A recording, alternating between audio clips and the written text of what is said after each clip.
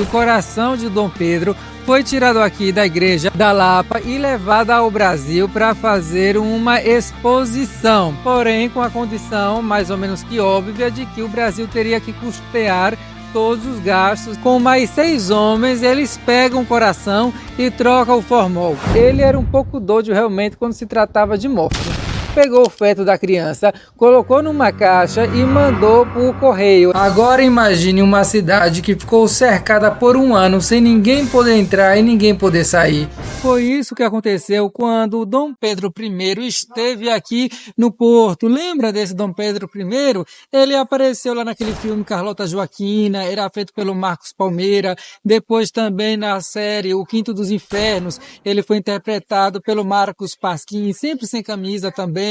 E logo depois de uns anos, na novela Novo Mundo, se eu não me engano, eu não esqueço o nome da novela agora, mas ele foi interpretado pelo Caio Castro. O único que tinha camisa colocada era Caio Castro, porque a novela passava às 6 da tarde. Porque, claro, Dom Pedro I ficou conhecido como o Safado. Quer dizer, aqui em Portugal, ele ficou conhecido como o Soldado, enquanto que no Brasil, o Libertador. Mas agora é o Safado. Ele é filho de Carlota Joaquina com o rei Dom João VI. Olha só, gente, um lugar que vende bolos e cakes com o nome de Carlota. Tudo a ver, porque a rainha Carlota era realmente comelona. Não é verdade? Será que o cake da Carlota é bom? Vamos provar. Enquanto o bolo não chega, vamos falar um pouco sobre a mãe do Dom Pedro I. Ela, na verdade, era espanhola, nasceu lá num palácio na Espanha, perto de Madrid, chamado Palácio de Aranjuez. Já fui, muito bonito realmente. Ela se casou com o príncipe de Portugal, Dom João VI, que inclusive é por culpa desse homem que os brasileiros fazem tantas piadas assim, dizendo que o português é meio burro, que é muito literal. É porque, ao que parece, ele realmente era meio tonto. Então, quando ele foi lá para o Rio de Janeiro, o povo já começou a caçoar dele já naquela época. Então até hoje ficam as piadas aí de português burro, enquanto que os portugueses fazem piada de que o brasileiro ou é ladrão ou se a mulher é uma safadona. Pelo que eu já ouvi dizer, o Brasil é só prostitutas e futebolistas. Isto também não é bem assim. Olha que a minha mulher é brasileira. Ai sim. Que clube é que ela joga? Já chegou o bolo, veja só, o bolo de maracujá. Quem precisava desse bolo aqui, na verdade, era a própria Carlota Joaquina, porque ela se casou com 10 anos de idade com esse Dom João VI. Na noite de núpcias, quando ele foi pegar ela mordeu a orelha dele, que ela ficou assustada, não quis, ela ficou meio traumatizada, na verdade, mas logo depois o trauma passou. E aí passou muito bem passado, por isso que ela precisava de um suco de maracujá, porque a partir daí ela não só pegava o Dom João VI, pegou algumas vezes, que Dom João era meio devagar, mas pegava todos os outros homens lá do palácio, do castelo onde vivia. Ela era pegadora, passava o rodo na enchente. Inclusive, quando ele descobria que ela estava com um amante, assim, que o amante estava virando uma coisa até mais séria, ele mandava esse amante para a África, dava lá um cargo numa dessas colônias distantes para ficar livre aí do amante. Ela, ao total, teve como 13 gravidezes. Alguns morreram, não nasceram e tal, mas se pressupõe que desses aí, talvez só 2 ou 3 eram realmente de Dom João. O resto era tudo dos amantes. Veja só. Pedro foi para o Brasil com 9 anos de idade. Então você imagina, né? Que ele cresceu lá, vem todo mundo meio que pelado,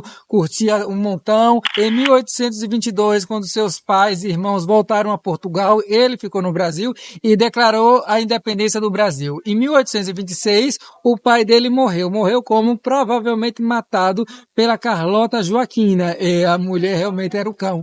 E aí, por isso, ele teve que voltar para cá para colocar sua filha no poder. Na verdade, muitos historiadores dizem que ele queria ficar com o Brasil e com Portugal, queria os dois. Mas aí, como viu que o povo não ia aceitar muito, aí disse, não, minha filha fica aqui cuidando de Portugal e eu fico lá no Brasil. O problema é que a menina era muito nova, então ela precisava de ter uma pessoa ali que ajudasse na regência do reino. E quem ele achou? O irmão dele, o Miguel. E aí o Miguel, que era irmão do Dom Pedro, se casou com a própria sobrinha. Mas a gente bem sabe que o ser humano não vale uma cachaça. E Dom Miguel não queria ficar apenas sendo regente de Portugal, ele queria ser realmente o rei. E foi aí que teve início a Guerra dos Irmãos, assim é chamada, e um dos momentos mais dramáticos desta guerra foi quando Dom Pedro estava aqui na cidade do Porto e Miguel cercou toda a cidade. O que é que esse povo comia, Zé? Um ano sem poder sair e sem poder entrar. Bom, diz que comia até os pombos que passavam no céu. Isso daqui, gente, do outro lado na montanha, na colina, é o monastério da Serra do Pilar.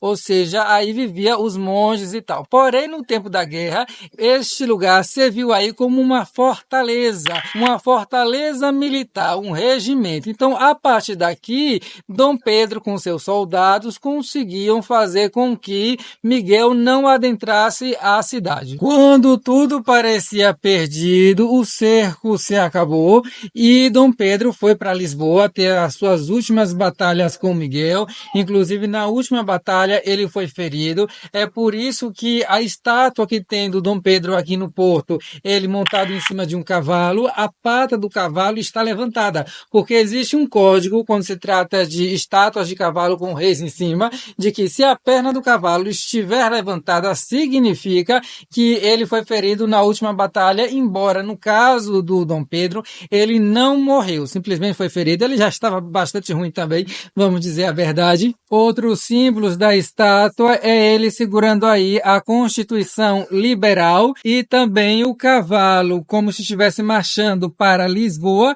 e também a cara dele olhando para o Brasil. Ou seja, era um homem entre dois amores, Portugal e Brasil.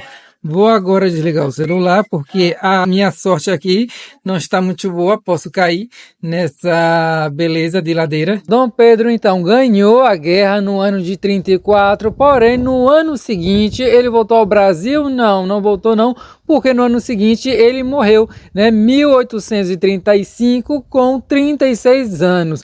E morreu do que, Uziel? Bom, tem duas teorias. Uma diz que morreu de tuberculose, que foi uma coisa que se agravou muito, que por conta do cerco que fizeram aqui no Porto, ele se alimentava muito mal, assim como as outras pessoas. Os que são mais fãs dele diz que ele só não demonstrou que já estava mal da tuberculose porque as pessoas não poderiam vê-lo decaído, derrotado, porque senão como é que o exército ia ganhar, digamos, moral para continuar lutando? Mas já tem uma outra teoria que diz que na verdade ele morreu de sífilis, até porque, né, ele teve aí mais de 500 mulheres e só de filhos registrados tem mais ou menos 30. Eu digo mais ou menos não, é mais de 30. É porque alguns historiadores falam 30, outros 34 e outros 41. Está aí nesta média. Então, com tanto filho, com várias mulheres, com um monte de amante, a possibilidade, na verdade, de ser sífilis é muito grande. O primeiro filho que Dom Pedro I teve foi com uma das suas amantes, na verdade ele estava solteiro na época, uma dançarina francesa chamada Noémie, que inclusive na série O Quinto dos Infernos foi interpretada pela Carolina Ferraz. Só que, bom, naquela época, casar na verdade era um negócio, até hoje para algumas pessoas ainda é. Então o rei Dom João VI não queria que ele casasse com ela, nem a sua mãe Carlota Joaquina queria que ele se casasse com a dona Leopoldina, que era lá da Áustria, queria fazer um laço, né, uma aliança. Então, por isso, o rei deu muito dinheiro para que essa Noémie se fosse do Rio de Janeiro. Ela foi lá para Recife, teve o filho nasceu morto, e aí o que ela fez? Ela pegou o feto da criança, colocou numa caixa e mandou por correio, chegou lá por Mercado Livre. Quando Dom Pedro abriu a caixa que viu o feto do seu filho, dizem que ele teve um ataque epiléptico, porque ele tinha epilepsia. Parece que não era muito severa a dele, pelo que eu pude pesquisar. Logo depois de se recuperar do ataque, ele pediu para que trouxessem o feto, e aí ele pegou este feto e guardou no seu gabinete, e por lá ficou por mais ou menos 14 anos. Imagine, então ele era um pouco doido realmente quando se tratava de morte. Estou chegando aqui na Igreja da Lapa, onde ficou enterrado, ou colocado, melhor dizendo, o coração de Dom Pedro I. Ele vinha aqui a essa igreja orar sempre, ou seja, sempre que ele não estava transando, ele vinha aqui fazer uma oração, talvez para não pegar nenhuma doença, quem sabe, não é verdade? Depois de um tempo que ele havia morto, a filha dele, Dona Maria II, fez a sua vontade e o coração dele veio parar aqui. Atrás de mim nós temos aqui a Prefeitura do Porto, que foi construída entre a década de 20 e a década de 50, e uma coisa interessante é que as chaves para abrir o coração do Dom Pedro I, que está na Igreja da Lapa, as chaves estão aqui dentro. Na verdade são 5 chaves. Aí a cada 10 anos o prefeito tem que ir até lá com essas chaves. Com mais 6 homens, eles pegam o coração e trocam o formol. E por que 5 chaves, Uziel? Porque olha só, tem lá uma pedra, né? Aí depois tem uma placa de metal, depois uma caixa de madeira, uma espécie de porta-joias de prata, e só depois aí é que vem o vidro onde está o coração, parecendo uma compota de doce de jaca. O curioso da história é que do lado da igreja, na verdade pegado, veja só, a igreja está aqui, do lado, colado, tem um cemitério. Não era mais fácil, Ziel, o corpo dele inteiro está enterrado aqui, no cemitério da Lapa? Não, ele quis fazer uma coisa diferente, né? Ele decidiu assim, nesta morte quero fazer uma morte diferente. O coração fica no Porto e o corpo fica no Brasil. Está precisamente no Museu do Ipiranga, lá em São Paulo. Em 2022, vocês devem lembrar que o coração de Dom Pedro foi tirado aqui da igreja, aqui na verdade, da Lapa, e levado ao Brasil para fazer uma exposição.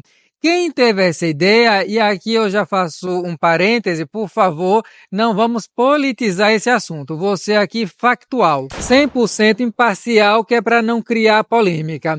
A Nise, lembra da Nise, que era uma das médicas lá, que estava sempre ao lado do Jair Bolsonaro quando ele era presidente? Ela que teve essa ideia de vamos comemorar os 200 anos da independência do Brasil, trazendo o coração de Dom Pedro, que está lá em Portugal. Junto com ela, quem gostou muito da ideia foi o deputado Luiz Felipe, que é descendente do Dom Pedro, ou seja, é da família dos Bragança. Então, ele pediu aqui às autoridades, conversou com o presidente também, o presidente de Portugal, Marcelo, achou que a ideia poderia, assim, ser executada, caso realmente não fosse danificar o coração. Então, teve todo aqui uns peritos para ver como é que estava o coração, se podia ser mudado, e no final viram que sim, que a força-tarefa era possível, porém com a condição mais ou menos que óbvia de que o Brasil teria que custear todos os gastos, né? E lá no Brasil o coração foi recebido como se fosse o próprio Dom Pedro I